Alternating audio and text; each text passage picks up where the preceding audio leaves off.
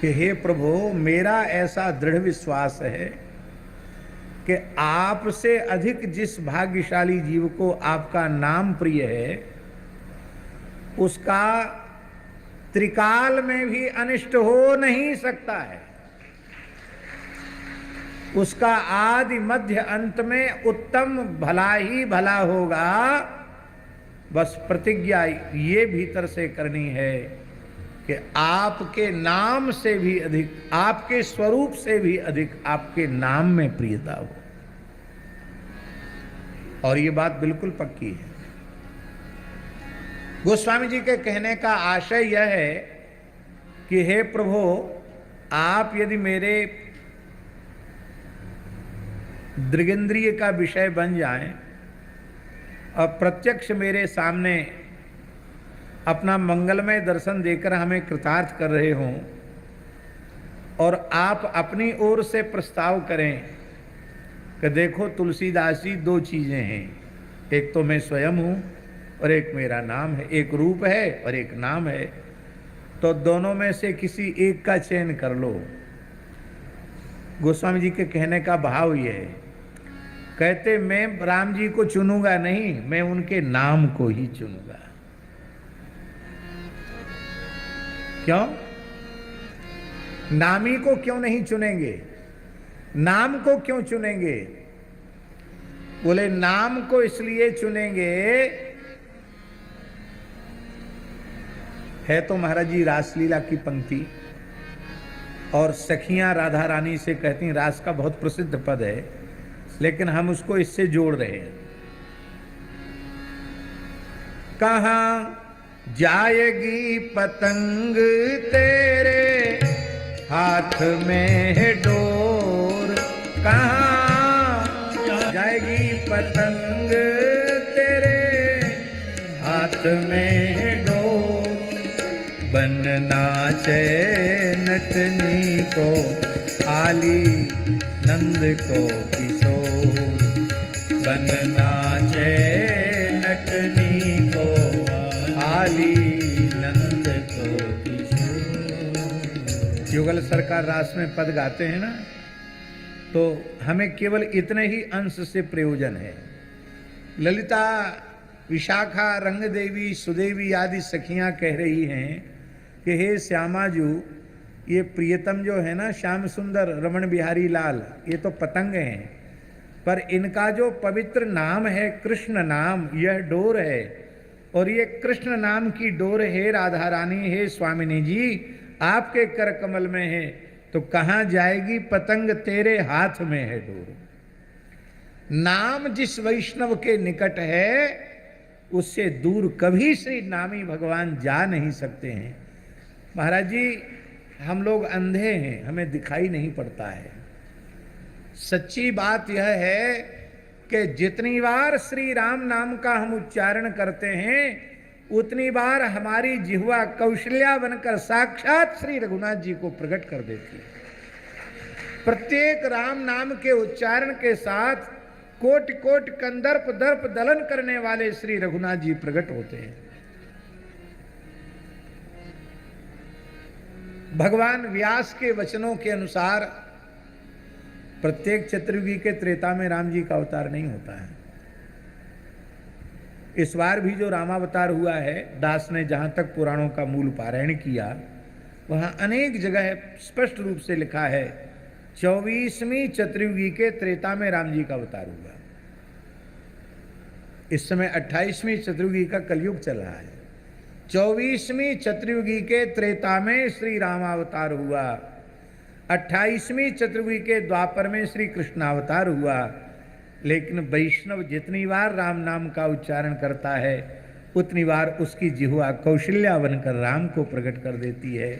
जितनी बार कृष्ण नाम का उच्चारण करता है, उतनी बार उसकी जिह्वा यशोदा बनकर, देवकी बनकर श्री कृष्ण को प्रकट कर देती है। महाराज जी क्या कहें, एक बहुत प्रसिद्ध श्लोक है, रामस्य नाम रूपंच लीलाधाम परात्परम एतच्चतुष्टयम नित्यम सच्चिदानंद विग्रह। और महाराज ये उपनिषद का वचन है, मुझे स्मरण नहीं आ रहा है, मैं बताऊंगा इसको।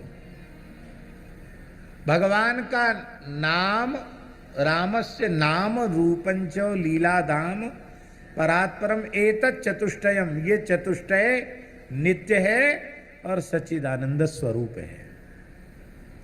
माने भगवत नाम में, भगवत रूप में, भगवत लीला में, भगवत धाम में किंचित भी भेद नहीं है।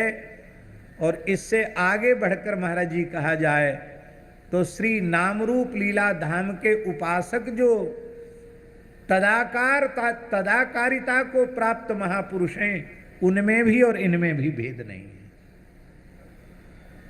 यदि भेद होता तो श्री नाभाजी महाराज कैसे कह देते, भक्त भक्ति भगवंत गुरु चतुर नाम बपू एक, नामना भिन्ना इवा भांति तत्वतस्त्वेक एवहि।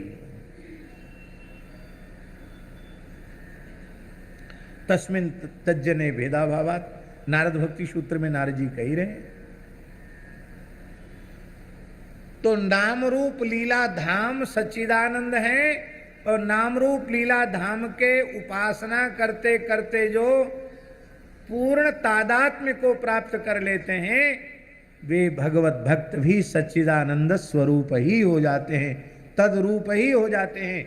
जैसे अग्नि में पड़ा हुआ अयोगोलक वह अग्निपिंड बन जाता है, ऐसे ही इनमें निमज्जित जो जीव है वो भगवत रूप ही हो जाता है।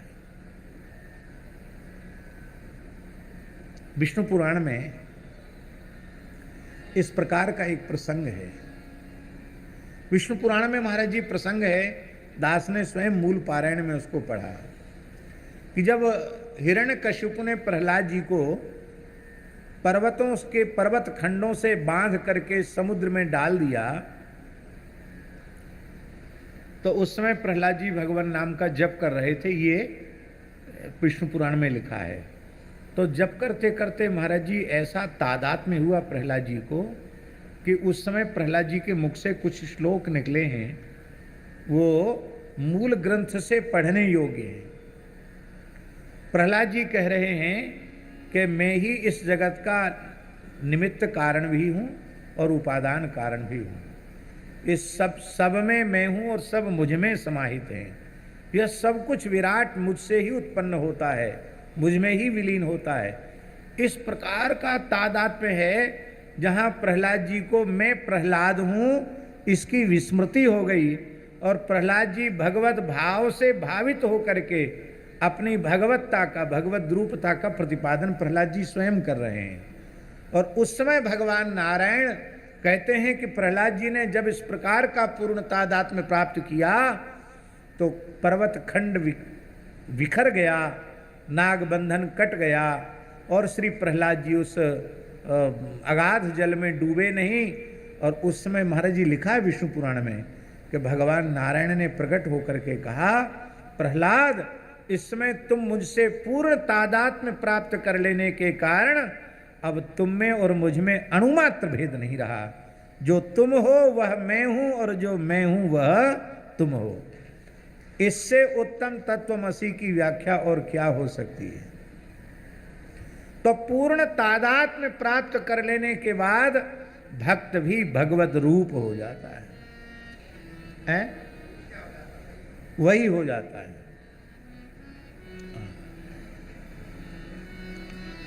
तो जब नाम रूप लीला धाम महाराज जी जब ये सब अप्राकृत हैं, दिव्य हैं, सच्चिदानंद स्वरूप हैं, चिन्मय हैं, तब प्रश्न यह है कि इस दिव्य अप्राकृत चिन्मय सच्चिदानंद स्वरूप नाम को इस प्राकृत देह में, प्राकृत इंद्रियों में लेने की, उच्चारण करने की सामर्थ्य कहाँ है?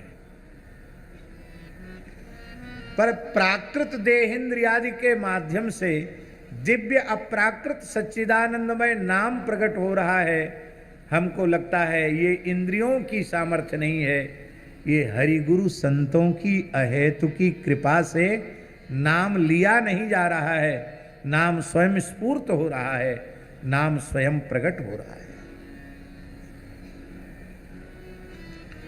इसलिए यह अहंकार अपने मन में करना कि हम इतना हजार जपते हैं, हम इतना लाख जपते हैं, हम इतना करोड़ जपते हैं, हमने इतना अरब जप लिया, ये अहंकार भी मिथ्या ही है। क्योंकि वस्तुतः एक नाम भी जो प्रकट हुआ है वो हरि गुरु संतों की अहेतु की कृपा से प्रकट हुआ है। महापुरुषों का, संतों का जो विशिष्ट महात्म्य है वो क्या है? इनका दर्शन करते ही भगवान की स्मृति हो आती है। तिलक का दर्शन करो तो भगवान की स्मृति, तुलसी का दर्शन करो तो भगवान की स्मृति, स्वरूप का दर्शन करो तो भगवान की स्मृति।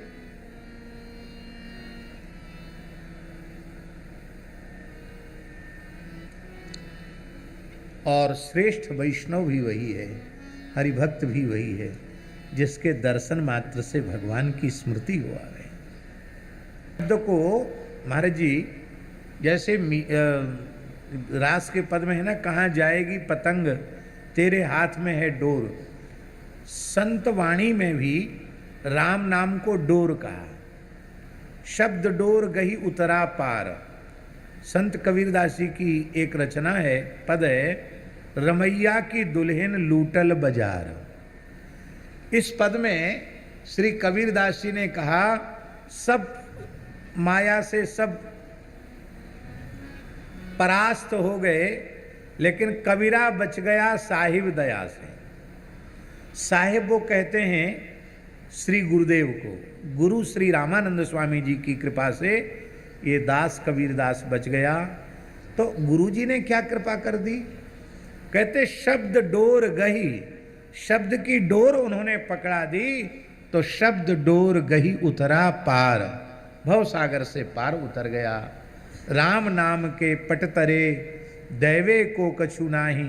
कहते हमारे गुरुदेव श्री रामानंद स्वामी जी ने जो कहा बच्चा राम राम जपो, ये जो उन्होंने अपने मुखारविंद से कह दिया, तो इस राम नाम के श्रवण के बदले, इस महामंत्र राम नाम मंत्र की दीक्षा के बाद, इसके बदले गुरुदेव के चरणों में समर्पित करने के लिए मेरे पास कोई वस्तु नहीं है।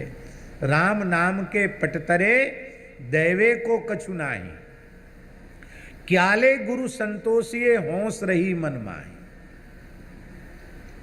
तो बोले अब क्या करोगे? गुरु जी के प्रति कुछ तो कृतज्ञता ज्ञापित करो, क्योंकि कृतज्ञता की निवृत्ति के लिए प्रणाम तो कर लिया, कैसे कुछ न कुछ कृतज्ञता ज्ञापित करने का उपक्रम तो करना चाहिए। बोले क्या करें? उपक्रम की सामग्री जो असंभव है जुटाना, वह भी संभव हो जाए तो भी गुरुदेव ने जो श्री राम नाम प्रदान किया है उसकी उपकृति में अपनी वाणी से अभिव्यक्त नहीं कर सकता। उन्होंने कहा, सात समुंदर मसी करूं, सुरतरु कलम बनाए, सब धरती कागज करूं, गुरु गुण लिखा न जाए। इसलिए नामापराध में गुरु का अपराध और भक्त का अपराध, ये नाम महाराज सब अपराध सहन कर सकते हैं। समस्त अपराधों को भस्मसात करने की सामर्थ्य उनमें है, लेकिन संत के प्रति अपराध, गुरु के प्रति अपराध, मन से भी कोई अपराध बन जाए तो अग्र स्वामी जी की वाणी महाराज ने, ये न कटे हरि नाम रट, अग्र स्वामी जी कह रहे हैं।